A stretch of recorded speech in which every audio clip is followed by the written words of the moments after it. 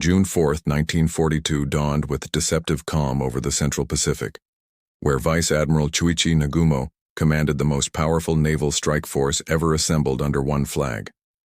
His 4 fleet carriers, Akagi, Kaga, Soryu, and Hiryu, had demonstrated their lethal efficiency 6 months earlier at Pearl Harbor, and now they steamed toward Midway Atoll with absolute confidence that American resistance would crumble within hours. The Japanese Imperial Navy possessed what military historians would later describe as a supremacy complex, forged through victories that stretched from Hawaii to the Indian Ocean without a single meaningful defeat. Nagumo stood on Akagi's bridge as dawn broke, watching his carrier group cut through Pacific swells with mechanical precision. The admiral carried with him the weight of Emperor Hirohito's expectations and Admiral Isoroku Yamamoto's strategic vision. This operation represented more than a tactical objective.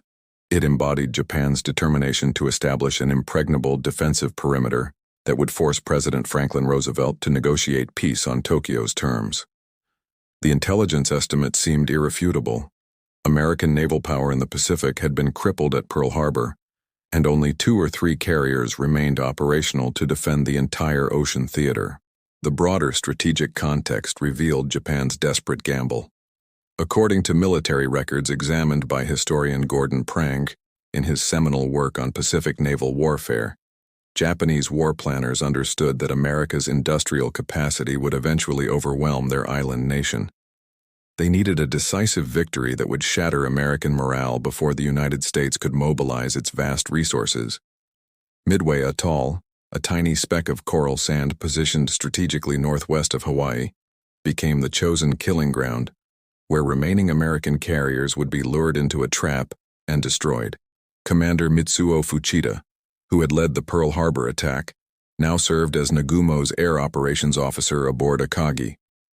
He watched flight deck crews preparing Kate torpedo bombers and Val dive bombers for the initial strike against Midway's installations. The ritual unfolded with practiced efficiency, ordnance crews wheeling bombs from below decks, mechanics performing final checks on Nakajima engines, pilots gathering for briefings in ready rooms thick with cigarette smoke and nervous energy. Every man aboard those 4 carriers believed they were participating in an operation that would effectively end the Pacific War before summer's conclusion. Yet beneath this supreme confidence lurked operational realities that would prove catastrophic. Nagumo's carriers operated under divided objectives. They needed to suppress Midway's shore installations while remaining prepared to engage any American carriers that might unexpectedly appear. This dual mission created a vulnerability that Japanese planners had insufficiently considered. Additionally, the same mechanical precision that made the Kido Butai so formidable also made it inflexible. Japanese doctrine emphasized tight formations and synchronized operations, leaving little room for improvisation when circumstances deteriorated. As morning light strengthened across the Pacific, Nagumo's strike force maintained radio silence, unaware that American codebreakers had already stripped away their element of surprise. The admiral believed he was orchestrating a perfectly executed operation against an inferior opponent. Instead, he was steaming directly toward the most consequential 5 minutes in naval warfare history, a span of time that would transform the Pacific War's entire trajectory and doom Japan's carrier aviation force to destruction. 3,000 miles away in a basement facility at Pearl Harbor, Commander Joseph Rochefort hunched over intelligence reports that represented perhaps the most significant cryptanalytic achievement in military history. For months, his station hypo team had been systematically breaking Japanese naval code JN-25, piecing together fragments of enemy communications like archaeologists reconstructing ancient pottery. By late May 1942, Rochefort had accumulated enough evidence to make an audacious claim. The Japanese were planning a massive operation against an objective designated AF in their coded messages. The challenge lay in confirming that AF represented Midway Atoll rather than some other target. Rochefort devised an ingenious verification scheme. He convinced Midway's garrison to transmit an uncoded message reporting water distillation equipment failure, a plausible mechanical issue for a remote Pacific base. Within 48 hours, Japanese intelligence intercepts referenced AF experiencing fresh water supply problems. The trap had worked perfectly, providing Admiral Chester Nimitz with ironclad confirmation that Midway would be the target. This intelligence breakthrough fundamentally altered the Pacific balance of power in ways that extended far beyond immediate tactical advantages. Nimitz now possessed something no defending commander could normally expect: comprehensive knowledge of his opponent's intentions, force composition, and timing. He knew that Nagumo commanded 4 fleet carriers supported by battleships and cruisers. He knew the attack date. He knew the Japanese planned a diversionary operation against the Aleutian Islands to draw American forces northward. Most importantly, he knew he could position his own carriers northeast of Midway, where they could ambush the Japanese strike force. The American carrier force that Nimitz assembled represented everything remaining of Pacific Fleet aviation. Rear Admiral Frank Jack Fletcher commanded Task Force 17 from carrier Yorktown, a vessel so heavily damaged at the Battle of Coral Sea just weeks earlier that Pearl Harbor shipyard workers estimated 3 months would be required for proper repairs. Nimitz gave them 72 hours. Welders and pipe fitters worked around the clock, performing emergency patches while Yorktown's crew took on fuel, ammunition, and replacement aircraft. The carrier departed Pearl Harbor on May 30th with civilian contractors still aboard completing repairs underway. Rear Admiral Raymond Spruance commanded Task Force 16, built around carriers Enterprise and Hornet. Spruance represented an unusual choice for carrier command. He was a cruiser admiral with limited aviation experience, selected only because Vice Admiral William Halsey had been hospitalized with severe dermatitis. Yet this apparent disadvantage would prove fortuitous. Spruance brought methodical tactical thinking unencumbered by the aggressive instincts that might have led other commanders into rash decisions. He understood his role required patience and precise timing, rather than dramatic gestures. The American force rendezvoused northeast of Midway on June 2nd, establishing patrol sectors and refueling operations while maintaining strict radio silence. Fletcher, as senior officer present, exercised overall tactical command, though he wisely gave Spruance considerable operational latitude. Together they commanded 3 carriers with approximately 233 aircraft, facing Nagumo's 4 carriers with 248 aircraft. The numerical disparity seemed minimal, but American pilots lacked the combat experience their Japanese counterparts had accumulated through years of warfare in China and 6 months of Pacific operations. What American forces possessed instead was foreknowledge and position. Fletcher's carriers waited in waters where Japanese reconnaissance expected emptiness. When Nagumo launched his Midway strike at dawn on June 4th, he did so believing the nearest American carriers were back at Pearl Harbor. That miscalculation, combined with the operational rigidity built into Japanese carrier doctrine, would create an opening that American pilots would exploit with devastating effect. The stage was set for an engagement that neither side could afford to lose, and that one side didn't even know was about to begin. At 4:30 on the morning of June 4th, Nagumo's carriers turned into the wind and began launching 108 aircraft toward Midway: 36 Kate bombers, 36 Valdive bombers, and 36 Zero fighters. Lieutenant Joichi Tominaga led the strike, his formation assembling in the pre-dawn darkness before turning southeast toward their target. Behind them on the carrier decks, flight crews prepared a reserve strike force: 93 aircraft armed with torpedoes and armor-piercing bombs specifically configured for anti-shipping operations. These reserve aircraft represented Nagumo's insurance policy against unexpected American carriers. Tominaga's strike reached Midway at 6:30, encountering fierce anti-aircraft fire and determined resistance from Marine fighter squadrons equipped with obsolete Brewster Buffalo and Wildcat fighters. The Japanese bombers plastered the atoll's installations, destroying fuel tanks and damaging facilities, but failed to neutralize the runways or suppress the island's defensive capabilities. As Tominaga withdrew, he radioed a crucial assessment back to Nagumo: there is need for a second attack wave. This message initiated the cascade of decisions that would doom the Japanese carrier force. Meanwhile, Midway-based aircraft had launched their own counterattacks against Nagumo's carriers. Antiquated Vindicator dive bombers, lumbering Avenger torpedo planes, and flying Fortress heavy bombers attacked in uncoordinated waves throughout the morning. Every attack failed. Anti-aircraft fire and zero combat air patrols shredded the obsolete American aircraft without scoring a single hit. Yet these futile assaults accomplished something more valuable than damage. They kept Nagumo's force on edge, constantly maneuvering and launching fighters to intercept successive threats. At 7:15, Nagumo faced the most consequential decision of his career. Tomonaga's request for a second Midway strike required rearming the reserve aircraft, replacing their anti-ship torpedoes and bombs with land attack ordnance. Standard Japanese doctrine called for maintaining a reserve strike force armed for carrier attacks until enemy fleet units were confirmed absent from the operational area. But reconnaissance had reported nothing, and Midway's installations clearly remained functional. Nagumo ordered the rearmament to proceed. The hangar decks below Akagi, Kaga, and Soryu erupted into controlled chaos as ordnance crews began the laborious process of striking torpedoes below and bringing up land bombs. This operation required meticulous care. Torpedoes couldn't simply be carelessly handled, and bombs needed proper fusing before mounting. Aviation gasoline lines remained pressurized, ammunition belts lay exposed, and aircraft packed the enclosed spaces with wings nearly touching. Every safety regulation emphasized keeping ordnance handling to minimum necessary levels, but operational tempo now demanded speed over caution. At 7:28, a Japanese reconnaissance floatplane launched 2 hours late due to catapult malfunctions finally radioed a stunning report. Have sighted 10 enemy surface ships bearing 10 degrees distance 240 miles from Midway. Nagumo's assumptions shattered instantly. American ships, possibly including carriers, lurked exactly where they weren't supposed to be. The admiral immediately ordered the rearmament process suspended and then reversed again to anti-ship configuration.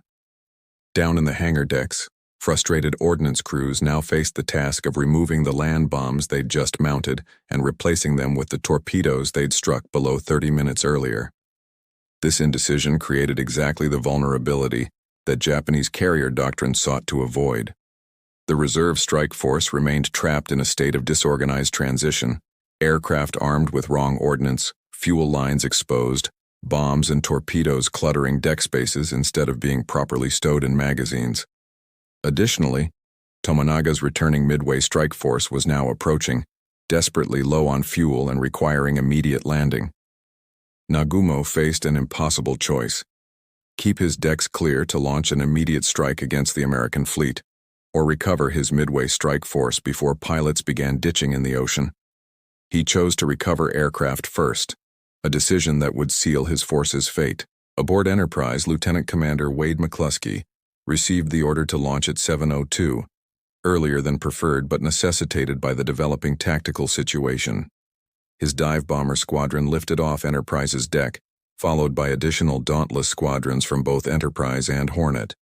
The American strike comprised 54 dive bombers, 29 torpedo planes, and 20 escorting Wildcat fighters, virtually everything Fletcher and Spruance could commit to a single coordinated attack. Yet coordination existed only in theory.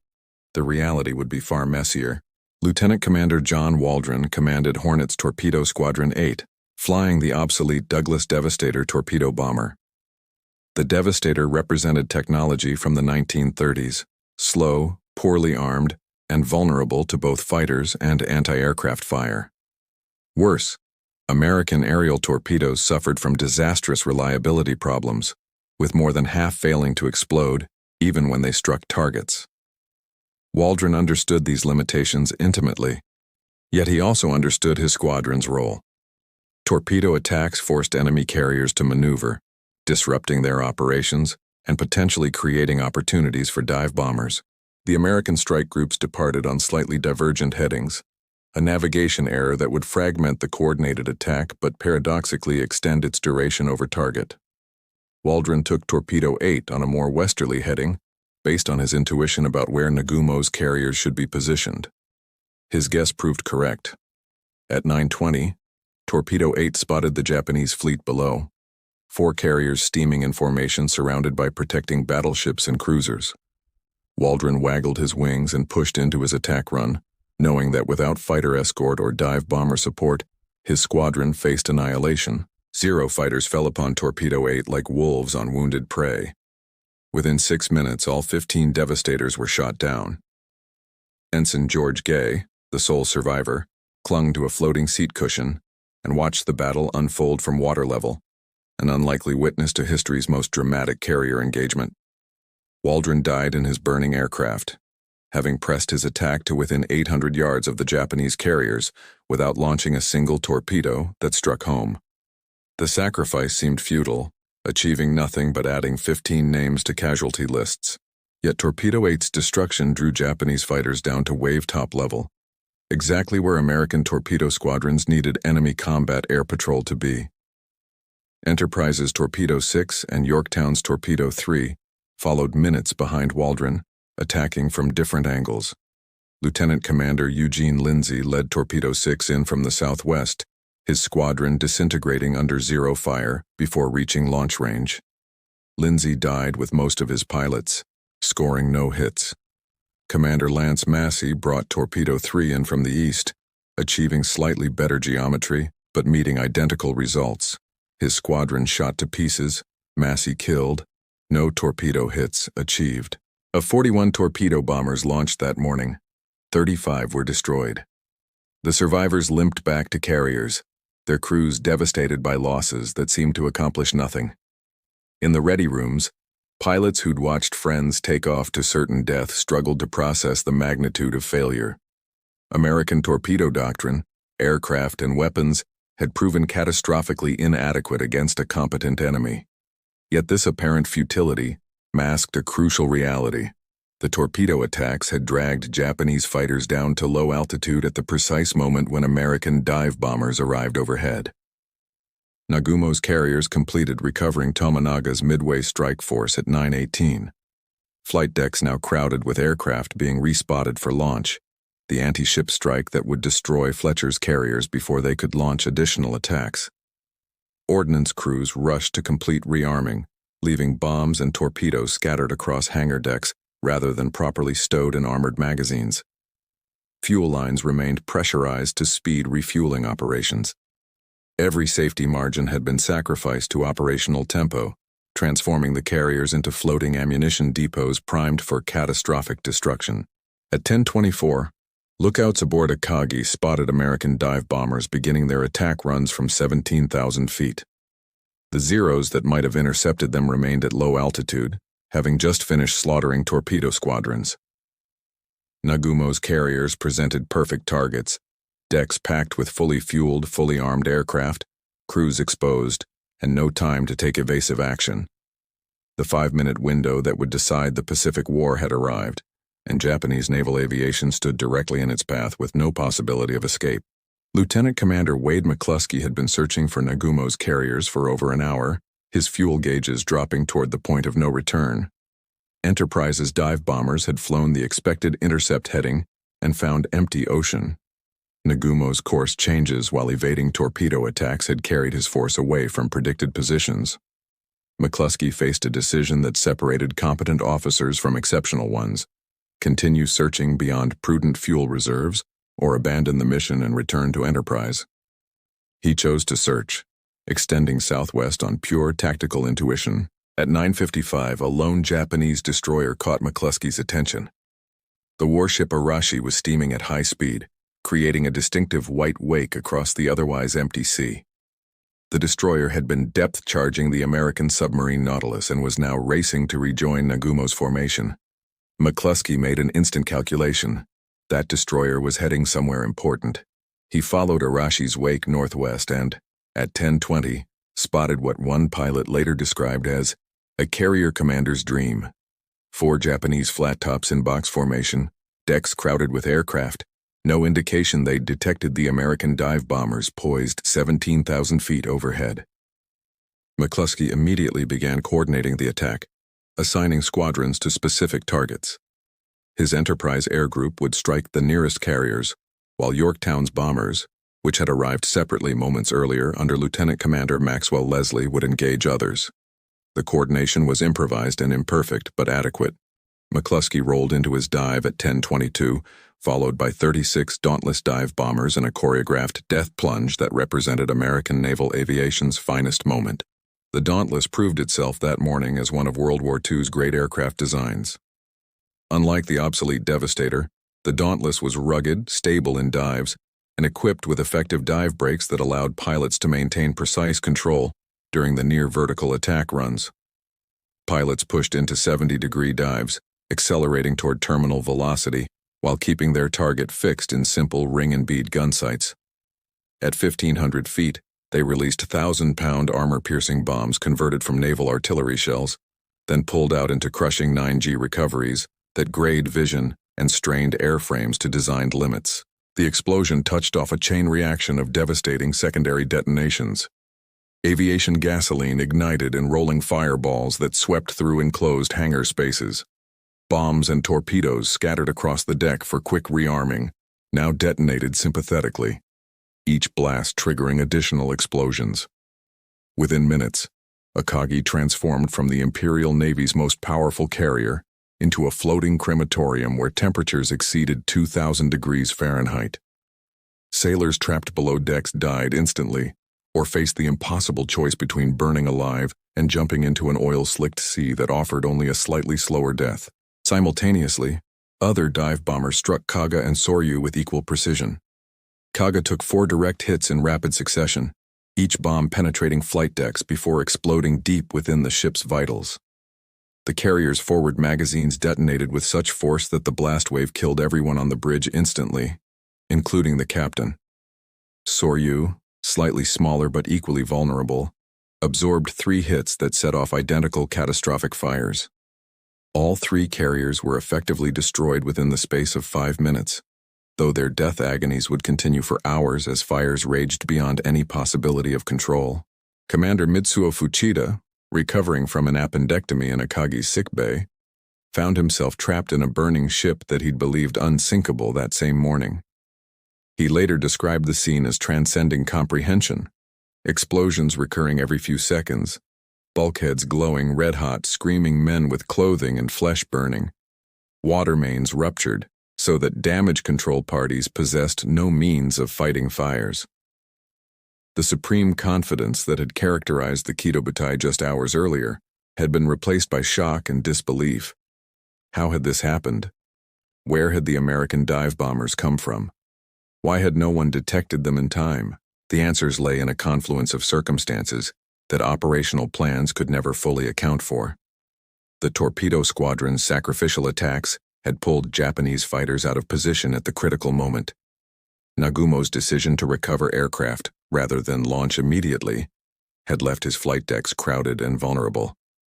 American code-breaking had eliminated Japanese surprise, while enabling Fletcher to position his carriers in an unexpected sector. Most fundamentally, 5 minutes of extraordinary precision bombing by highly trained American pilots had exploited a brief vulnerability window that Japanese doctrine had assumed would never exist. 3 of Japan's 6 fleet carriers, 50% of the Navy's most valuable assets, had been destroyed in less time than it took to hard-boil an egg, and the battle was only half finished. Rear Admiral Taman Yamaguchi commanded carrier Hiryu, positioned several miles north of the stricken flat tops, when McCluskey's dive bombers struck. From Hiryu's bridge, Yamaguchi watched columns of black smoke rising from his sister carriers, immediately understanding that the entire operational situation had inverted within minutes. He alone commanded an undamaged carrier capable of launching strikes, and Japanese doctrine gave him no time to contemplate the psychological impact of witnessing 3 fleet carriers burning simultaneously. Yamaguchi ordered immediate preparations for a counterstrike, while every instinct screamed that something impossible had just occurred. Lieutenant Michio Kobayashi led Hiryu's first wave, 18 Valdive bombers and 6 Zero fighters, everything Yamaguchi could launch immediately. The strike departed at 10:54 with orders to locate and destroy at least 1 American carrier. Kobayashi navigated using reverse headings from the American dive bombers' retirement routes, correctly calculating that following their withdrawal track would lead to Fletcher's carriers. At 12:06, his formation spotted Yorktown below, steaming independently after Fletcher had transferred his flag to the cruiser Astoria, following communication equipment damage. Yorktown's radar detected Kobayashi's approach at 46 miles, providing precious minutes for preparation. Captain Elliot Buckmaster cleared flight decks, ensuring every aircraft capable of flight was airborne, no sense providing secondary explosions with convenient fuel. Damage control parties closed watertight doors and set conditions throughout the ship for maximum survivability. Fighter directors vectored Wildcat combat air patrols toward the incoming strike, positioning them for intercept. Everything that could be done to ready the carrier for attack was accomplished with disciplined efficiency. The Japanese dive bombers pushed through anti-aircraft fire and fighter interception that destroyed 10 of 18 attackers. But the survivors pressed home their attack with skill forged through years of training. 3 bombs struck Yorktown in rapid succession.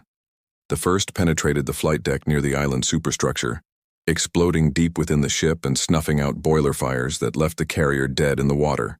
The second hit near the funnel, rupturing uptakes and filling engineering spaces with smoke.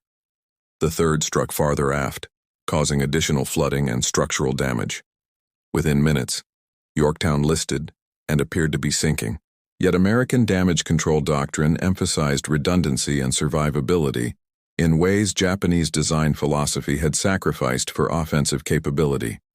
Yorktown's damage control parties responded with practiced efficiency, establishing portable pumps, rigging emergency communications, and counter-flooding to correct the list. Within 2 hours, engineering crews had restored power to enough boilers to give the carrier 20 knots. Buckmaster got his ship underway again, taking aboard aircraft and preparing to resume flight operations. The carrier the Japanese pilots reported destroyed was, improbably, recovering from what should have been mortal wounds. Yamaguchi launched a second strike at 13:30, 10 Kate torpedo bombers and 6 Zeros under Lieutenant Joichi Tominaga, who volunteered to lead despite his aircraft suffering fuel tank damage during the Midway strike that morning. Tominaga knew he lacked sufficient fuel to return to Hiryu, effectively making this a one-way mission, but Japanese warrior culture left no room for declining such assignments when honor demanded sacrifice. His formation departed, knowing they represented Hiryu's final offensive effort. No more aircraft remained serviceable for additional strikes. The torpedo attack developed at 14:45, with Kates approaching Yorktown from multiple angles to split the carrier's defensive fire and complicate evasion. Tominaga led from the front, his damaged aircraft absorbing concentrated anti-aircraft fire before disintegrating into the sea just yards from Yorktown's hull. 2 torpedoes struck the carrier's port side, the underwater explosions rupturing fuel tanks and flooding engineering spaces. This time, the damage exceeded even American damage control capabilities. Buckmaster gave the order to abandon ship at 15, convinced his vessel was doomed. Yorktown's destruction seemed to offer Yamaguchi some measure of retaliation for the catastrophe that had befallen Nagumo's force. Yet, the tactical calculation remained grimly unfavorable. Japan had already lost 3 irreplaceable fleet carriers and would lose Hiryu within hours. Trading Yorktown for Akagi, Kaga, Soryu, and Hiryu represented the opposite of a favorable exchange. Moreover, Enterprise and Hornet remained undamaged and fully operational. The correlation of forces in the Central Pacific had shifted irrevocably in America's favor, and no amount of individual courage or tactical skill could reverse that strategic reality through further combat. While Yamaguchi's strike was destroying Yorktown, American search efforts finally located the 4th Japanese carrier. A scout plane from Yorktown, launched before the torpedo attack, radioed Hiryu's position at 15:45, bearing northwest approximately 110 miles from Enterprise. Rear Admiral Raymond Spruance immediately ordered a strike prepared, understanding that allowing Hiryu to escape would leave the Japanese with 1 operational fleet carrier versus America's 2. An unacceptable outcome after sacrificing so much to achieve advantage. Lieutenant Earl Gallagher led 24 Dauntless dive bombers from Enterprise in what would be the final carrier attack of the battle. His formation departed at 1600 hours, navigating toward coordinates where Japanese doctrine suggested Hiryu would be found. The late afternoon attack meant returning after dark, a hazardous proposition for pilots with limited night flying experience, but Spruance deemed the risk acceptable. Allowing Hiryu to survive would squander the morning's victory and potentially enable future Japanese operations once the carrier had been reinforced with replacement aircraft. Gallagher's formation located Hiryu at 1705, the carrier steaming desperately northward in hopes of evading additional American attacks. Yamaguchi had positioned his last operational fighters as combat air patrol overhead, but too few Zeros remained to effectively protect the carrier against 24 determined dive bombers. Gallagher divided his formation, attacking from multiple directions simultaneously to overwhelm defenders and split anti-aircraft fire. The dive bombers pushed through to release altitude despite Zero attacks that damaged several aircraft. 4 bombs struck Hiryu in rapid succession, the impacts spaced across the carrier's length from bow to stern. Each penetrated the flight deck before detonating within the ship's vitals, starting uncontrollable fires similar to those consuming the other Japanese carriers. Hiryu's damage control parties fought desperately to contain the blazes, but the same vulnerabilities that had doomed Akagi, Kaga, and Soryu now sealed Hiryu's fate. Gasoline fires spread through ventilation systems. Magazines began cooking off from heat, and structural bulkheads warped from temperatures exceeding their design tolerances. Yamaguchi remained on Hiryu's bridge as fires spread throughout his flagship, refusing to abandon ship while any of his crew remained aboard.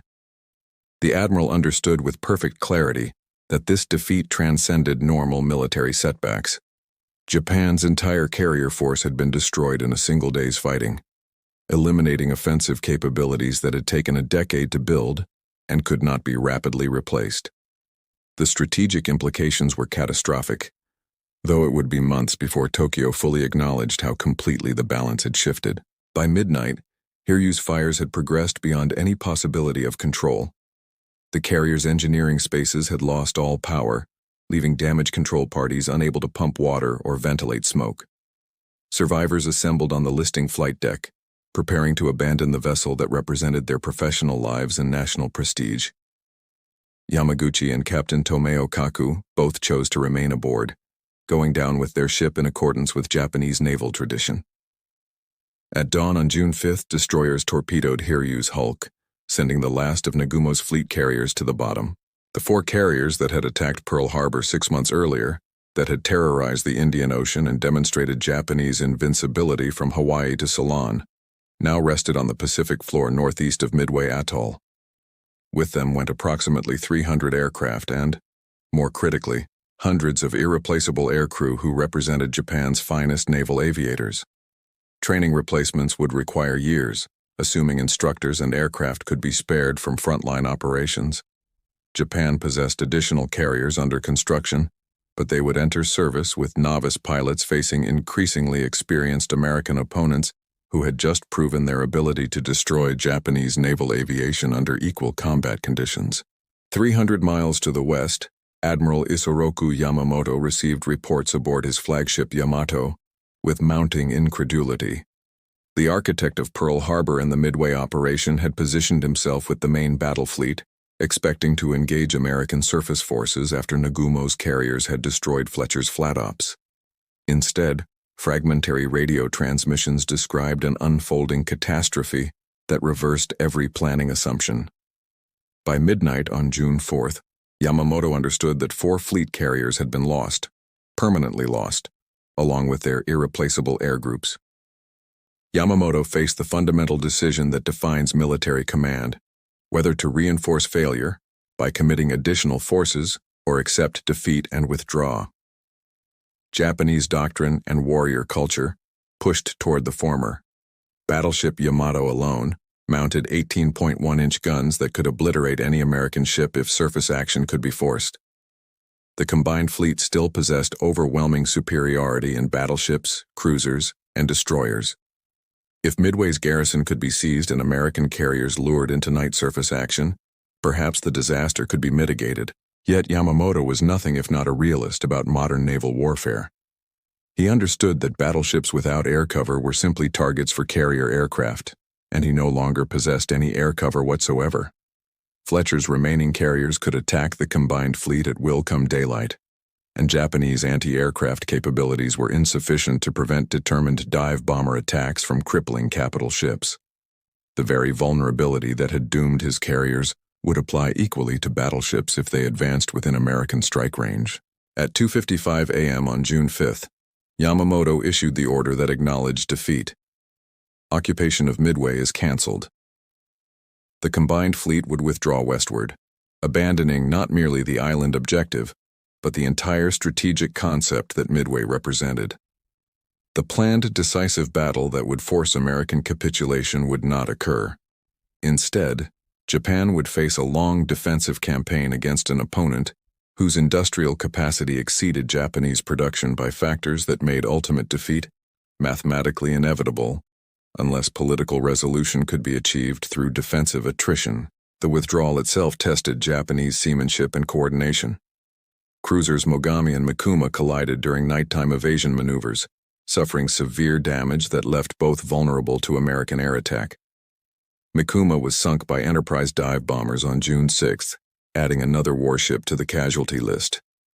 Mogami barely survived, limping back to Japan with her bow crushed and hundreds of casualties. These additional losses hammered home the reality that Japan's Navy had suffered a comprehensive defeat, rather than merely an unfortunate setback. As the combined fleet steamed westward toward Japanese waters, officers throughout the force struggled to process what had occurred. How had overwhelming superiority transformed into catastrophic defeat in the space of 5 minutes? Explanations ranged from cowardly American surprise attacks to unfortunate coincidence to operational errors by subordinate commanders. The more perceptive officers recognized deeper problems: intelligence failures, operational inflexibility, inadequate damage control procedures, and a supremacy complex that had blinded planners to American capabilities. Yamamoto understood that this defeat marked a fundamental turning point. Japan had lost the initiative in the Pacific and would never regain it. American industrial production would now generate carriers, aircraft, and trained pilots faster than Japanese forces could destroy them. The defensive perimeter strategy that Midway was supposed to establish had collapsed before implementation. Most critically, American morale had received a tremendous boost precisely when Japanese strategy required American despair. The psychological impact would prove as significant as the material losses. Americans now believed they could win the Pacific War, while Japanese increasingly suspected they might lose it. While Yamamoto withdrew westward, the carrier Yorktown remained afloat northeast of Midway, abandoned but not yet sunk. Captain Buckmaster's decision to evacuate had been prudent, given the severe damage and apparent likelihood of capsizing, but American salvage doctrine emphasized that ships stayed valuable until they actually sank.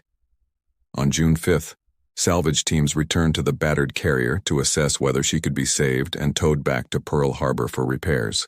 Commander Clarence Aldrich led a salvage party of 29 officers and men who reboarded Yorktown on the afternoon of June 5th. They found the carrier listing 17 degrees, dead in the water, with flooding continuing in several compartments. Yet the hull remained intact, bulkheads held, and damage control equipment remained functional. Aldrich's team began the laborious work of establishing pumps, closing valves, and correcting the list through counter-flooding. By evening, they had reduced the list to 14 degrees and stopped progressive flooding. The carrier might yet survive. Destroyer Hammond came alongside on June 6 to provide electrical power and additional pumping capacity. The combined salvage effort made steady progress throughout that day, with optimism growing that Yorktown could indeed be saved. Tug Vireo prepared to take the carrier under tow for the slow journey back to Pearl Harbor. The damaged flat top represented too valuable an asset to abandon. Properly repaired, she could return to combat operations within months, significantly offsetting the loss of carriers at Coral Sea and Midway. Yet Japanese submarine I-168, commanded by Lieutenant Commander Yahachi Tanabe, had been shadowing American forces since June 4th, waiting for an opportunity to strike. On June 6th at 1:36 p.m., Tanabe achieved perfect attack geometry. Yorktown immobilized, destroyer Hammond alongside, and screening vessels temporarily out of position. He fired a spread of 4 Type 95 torpedoes from less than 1,200 yards, a range that made missing almost impossible. 3 torpedoes struck with devastating effect. One hit Hammond directly amidships, breaking the destroyer's back and causing her to sink within 4 minutes with heavy loss of life. 2 others struck Yorktown on the starboard side, the underwater explosions rupturing compartments that salvage teams had just pumped dry. The carrier's list immediately increased as thousands of tons of seawater poured into breached hull sections. Progressive flooding accelerated beyond any salvage party's capacity to control, and Aldrich reluctantly ordered his teams to abandon ship for the second time. Yorktown remained afloat through the night of June 6th, listing progressively further as internal flooding overwhelmed remaining watertight integrity. Sailors who'd served aboard her stood on accompanying destroyers, watching their ship die in slow motion. At dawn on June 7th, the list exceeded 70 degrees, the carrier's island superstructure nearly touching the water. At 5:04 a.m., Yorktown rolled completely over and sank stern first, her bow pointing skyward for several minutes before sliding beneath the Pacific swells, 2,400 fathoms to the ocean floor. The carrier's loss, though painful, barely diminished the strategic victory.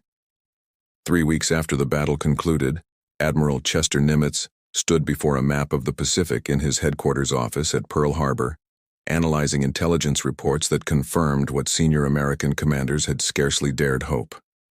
Japanese naval construction schedules indicated no fleet carriers would enter service before late 1943 at the earliest, while American shipyards were launching Essex-class carriers at accelerating rates.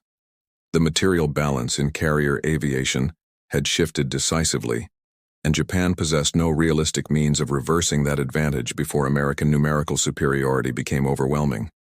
The human cost of those 5 minutes at 10:30 a.m. on June 4th extended far beyond the immediate casualties. Japan lost approximately 3,000 personnel at Midway, including hundreds of experienced aircrew whose training had consumed years and resources that could not be quickly replicated. American losses totaled approximately 360, including the torpedo squadron pilots, whose sacrifice had enabled the dive bombers' successful attacks. These numbers, stark in isolation, represented different things to the two nations. For America, casualties that industrial capacity and population could absorb. For Japan, irreplaceable expertise lost forever. Tokyo's initial response combined censorship with propaganda, attempting to minimize the defeat's significance. Newspapers received instructions to mention only that one carrier sustained damage during operations near Midway.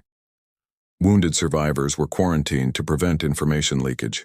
Even within the Navy, junior officers often remained unaware of the full scope of the disaster for weeks. Emperor Hirohito received accurate reports but, constrained by constitutional limitations and military-dominated government structures, exercised minimal influence over strategic decisions. The Japanese people would learn the truth only through accumulated defeats that no amount of propaganda could disguise. American intelligence services, conversely, recognized immediately that Midway represented the Pacific War's turning point. President Franklin Roosevelt received detailed briefings confirming that Japanese carrier aviation had been crippled, opening possibilities for offensive operations that would have been unthinkable just days earlier. According to contemporary military analyses referenced in Samuel Eliot Morrison's comprehensive naval history series, American strategic planners began developing what would become the twin-axis advance through the Central and Southwest Pacific, operations only feasible because Midway had secured American carrier supremacy. The psychological impact transcended tactical calculations. American morale, battered by 6 months of uninterrupted defeats from Pearl Harbor through the Philippines to Java, suddenly surged with proof that Japanese forces could be decisively beaten. War bond sales increased, industrial production accelerated, and military recruitment remained robust. Citizens who'd questioned whether democracy could defeat totalitarian military efficiency now possessed tangible evidence that American forces, properly led and equipped, could outfight supposedly superior opponents. For Japan, Midway initiated a psychological decline that mirrored material deterioration. The supremacy complex that had characterized Japanese military culture through early 1942 began eroding as officers privately acknowledged that Americans possessed comparable skill and superior resources. Admiral Yamamoto, increasingly pessimistic about ultimate victory prospects, reportedly commented that Japan had awakened a sleeping giant at Pearl Harbor, a sentiment that Midway confirmed with brutal finality. The confidence that had enabled spectacular victories across the Pacific transformed into defensive pessimism as strategic initiative passed permanently to American forces. Subsequent operations demonstrated how completely the carrier balance had shifted. In August 1942, American forces landed on Guadalcanal, initiating a grinding attrition campaign that Japan could neither prevent nor win. The naval battles surrounding Guadalcanal, Eastern Solomons, Santa Cruz, and the various surface actions resulted in further Japanese carrier losses without corresponding American defeats severe enough to restore balance. Each engagement demonstrated that American pilots were achieving rough parity with Japanese aviators, while American industrial production generated replacement aircraft and carriers faster than Japan could destroy them. Japanese strategic options contracted with each passing month. Plans for offensives against Port Moresby, Fiji, and Samoa were abandoned for lack of carrier support. The defensive perimeter that Midway was supposed to establish instead became a series of isolated garrisons awaiting inevitable American assaults. By mid-1943, Japan faced a fundamental resource crisis: insufficient fuel, inadequate pilot training facilities, declining aircraft quality, and carrier shortages that rendered the Navy incapable of challenging American fleet operations.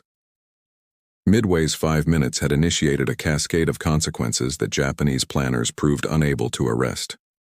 The battle's lessons resonated through subsequent decades of military doctrine.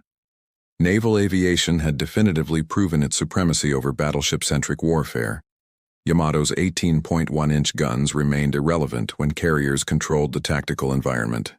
Intelligence capabilities, particularly cryptanalysis, demonstrated value exceeding entire fleets when properly exploited.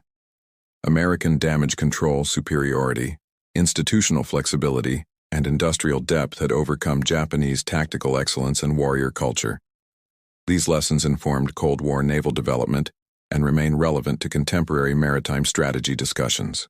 Admiral Yamamoto survived barely a year after Midway. In April 1943, American codebreakers intercepted his inspection tour itinerary, enabling Army Air Force P-38 fighters to ambush his transport aircraft over Bougainville.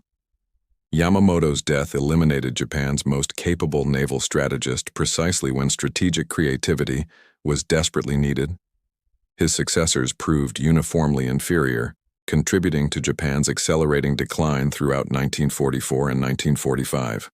The admiral who'd planned both Pearl Harbor and Midway died, knowing his strategic gamble had failed, and Japan faced inevitable defeat. For the American commanders, Midway validated careers and approaches. Admirals Fletcher and Spruance received credit for victory, though Spruance's methodical competence impressed Nimitz more than Fletcher's aggressive instincts. Spruance subsequently commanded the Fifth Fleet through critical Central Pacific operations, his cautiousness ensuring victories without unnecessary risks. Fletcher, despite having commanded at both Coral Sea and Midway, the two most significant carrier battles of 1942, found himself gradually sidelined to secondary commands. The institutional Navy, perhaps unfairly, questioned his aggressiveness while overlooking his actual combat record. The torpedo squadron pilots who died attacking Nagumo's carriers received belated recognition as their sacrifices' tactical importance became clear. Lieutenant Commander John Waldron posthumously received the Navy Cross. His squadron awarded a Presidential Unit Citation. Ensign George Gay, Torpedo 8's sole survivor, spent the war speaking at bond rallies and training events, carrying the memory of 14 comrades who died knowing their attacks would probably accomplish nothing beyond creating opportunities for others to exploit. The moral dimension of such sacrifice, choosing to attack despite certainty of death, resonated through American military culture for generations. 78 years after the battle, the 4 Japanese carriers remain on the Pacific floor northeast of Midway, their exact positions located by deep-sea exploration missions using advanced sonar and remotely operated vehicles. These wrecks serve as war graves protected from disturbance by international maritime law and mutual respect between former enemies who've since become alliance partners. The physical remnants of Akagi, Kaga, Soryu, and Hiryu bear silent witness to 5 minutes that transformed global history, demonstrating how rapidly strategic dominance can evaporate when operational circumstances align against even the most powerful forces. The Battle of Midway demonstrates that warfare's outcome often hinges on factors beyond material superiority or tactical brilliance. Intelligence, timing, individual courage, institutional flexibility, and simple chance all contributed to American victory and Japanese defeat. The 5 minutes beginning at 10:24 a.m. on June 4, 1942, didn't merely sink 4 carriers. They terminated Japanese offensive capability, secured American strategic initiative, and ensured that the Pacific War would end in Tokyo Bay rather than through negotiated compromise. Admiral Nimitz's assessment proved accurate when he stated that Midway avenged Pearl Harbor, though the more significant achievement was establishing the foundation for ultimate victory that Japan could neither prevent nor survive. The torpedo squadrons that attacked knowing they would die, the dive bomber pilots who pressed through anti-aircraft fire to release bombs with devastating precision, the code breakers who stripped away Japanese surprise, and the commanders who positioned forces to exploit brief tactical opportunities, all contributed to an outcome that seemed nearly impossible when the battle began, but inevitable in retrospect, once those 5 minutes had concluded.